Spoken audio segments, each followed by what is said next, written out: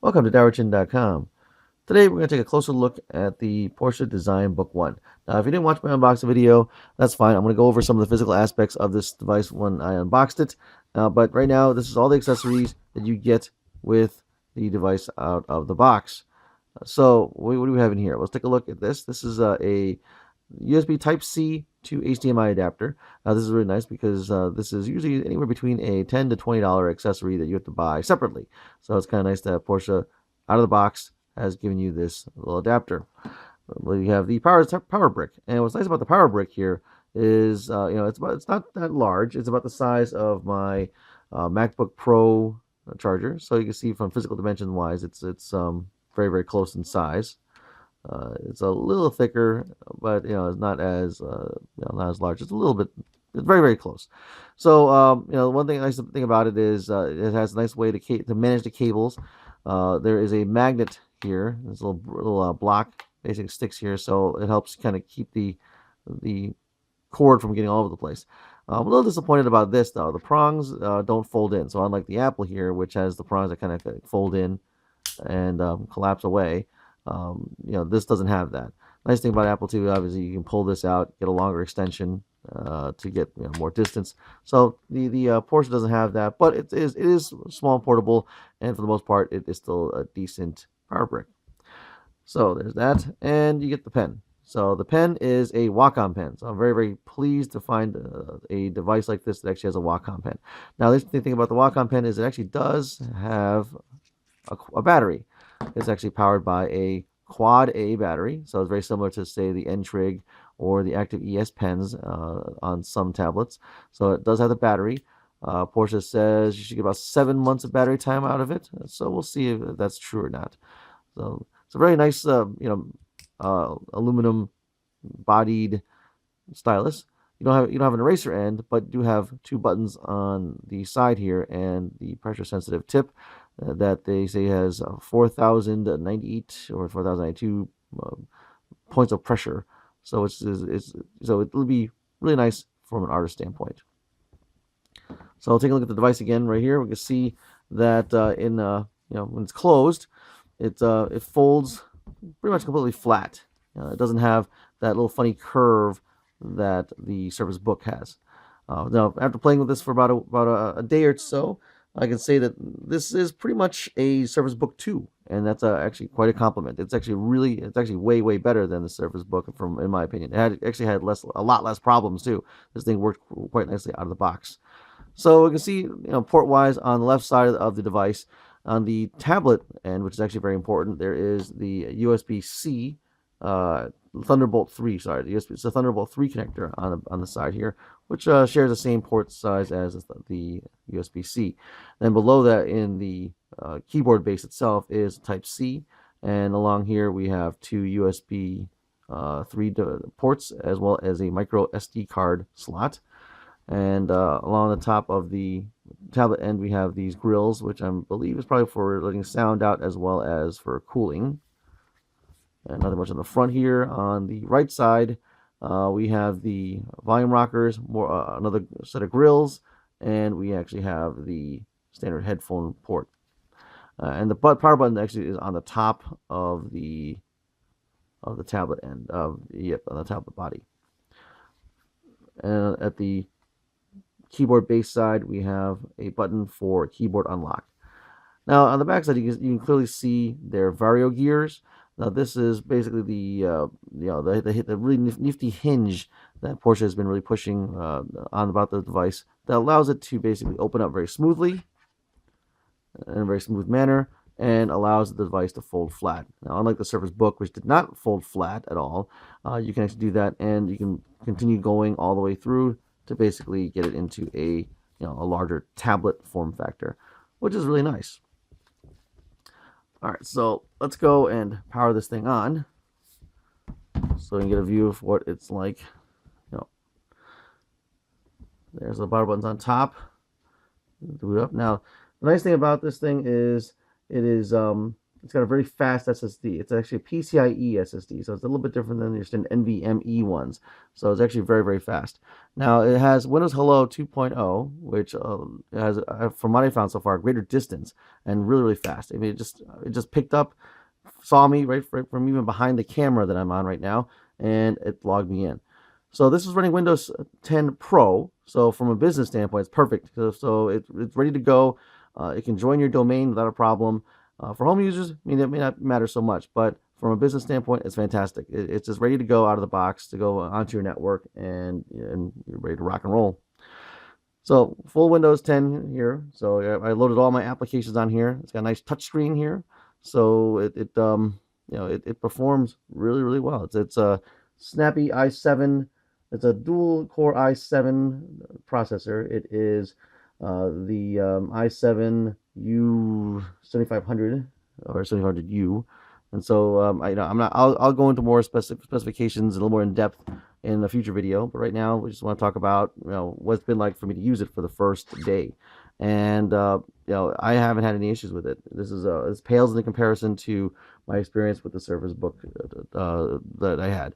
And the plethora of ports is really welcome, because I can basically have external hard drives attached to it, and I still be able to power the device and have a USB-C extension to get a physical network connection. Those are all things I can do that you really can't quite do as easily on the Surface Book. So let's undock it real quick. Let's go there. I'll hit the button on the side here, hold down. You hear the latches, and then there's a little unlock icon there. I can pop it out. So now it goes in tablet mode, which is a very light tablet. The battery time, I'm not sure. I haven't used the tablet mode extensively to figure out how, get a feel for how long it lasts. But between the two, the battery in here and the battery in here together, Porsche says you can get about 14 hours of battery life. Okay, we'll see. I don't know. It seems kind of an overestimate, but we'll see. How it goes. I want to talk about a real nice thing about the pen here. The unlike other Wacom enabled tablets I've used, a lot of them never installed the software. Now you can see right here, there's the Wacom pen software, and it's loaded, and it's fantastic because not having a Wacom pen and not having the software installed is just kind of stupid. It just you don't take advantage of the full capability of the pen. So it's really nice to see that this thing actually has the software installed. So and the reason why it's important is you can customize it. You get the pressure sensitivity for the tip. You have the ability to calibrate. You have the ability to program the buttons, as well as using Wacom's radial menu for the pen. So the fact that it's there is a really, really nice thing. It really is. You don't have to go get it yourself to improve the device.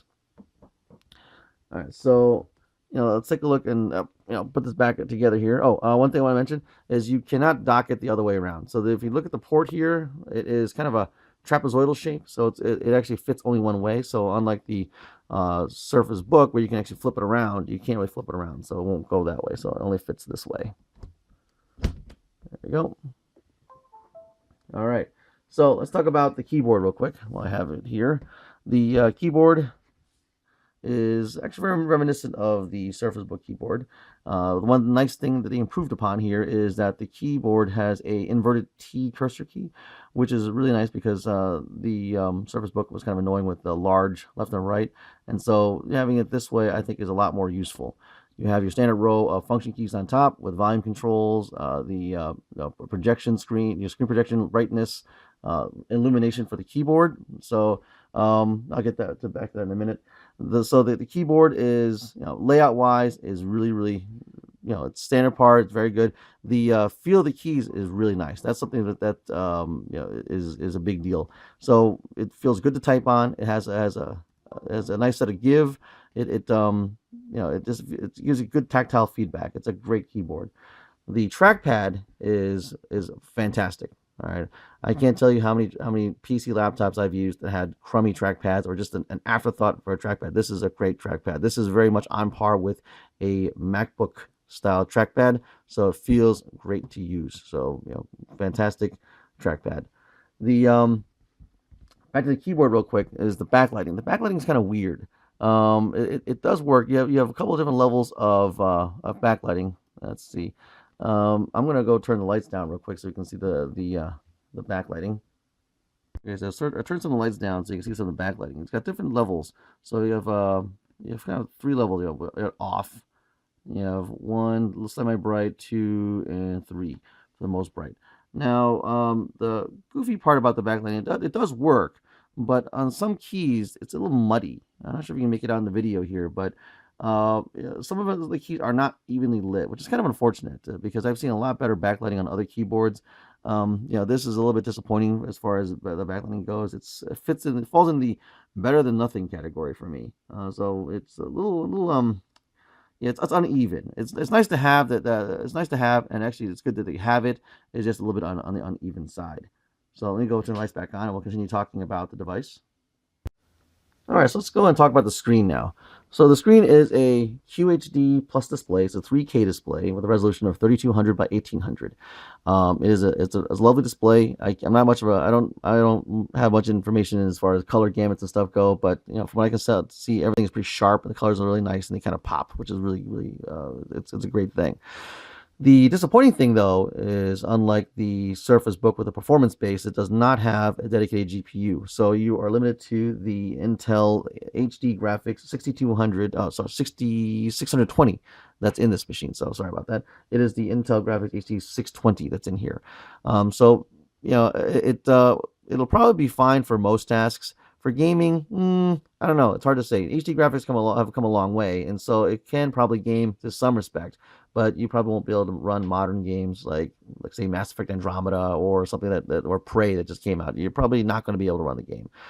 So I'm going to test gaming a little bit later because it's a real popular topic, and I personally would like to game on these things, but I'll try it out and see how well it goes, and I'll let you know in follow up videos. So let's talk about other things here, like the micro SD card slot. So I really wish they put a full size, but it's micro SD. So, it seems like there's enough room that they could have put one in, but they didn't. So you're stuck with a micro SD card. So let's put it in real quick. I'll put that in.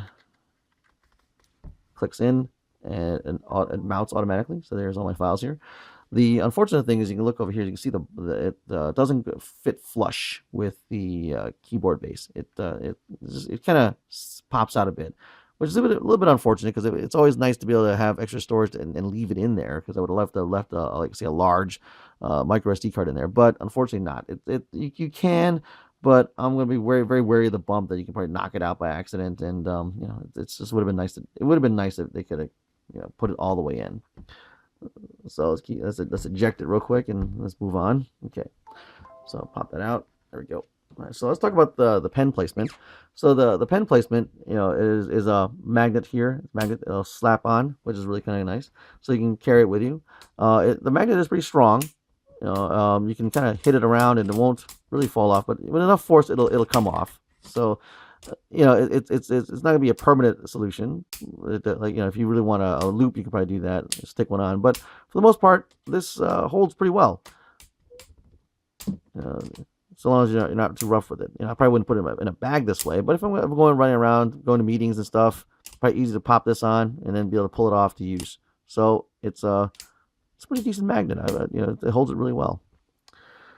All right, so the last thing to talk about then quickly is just the positioning.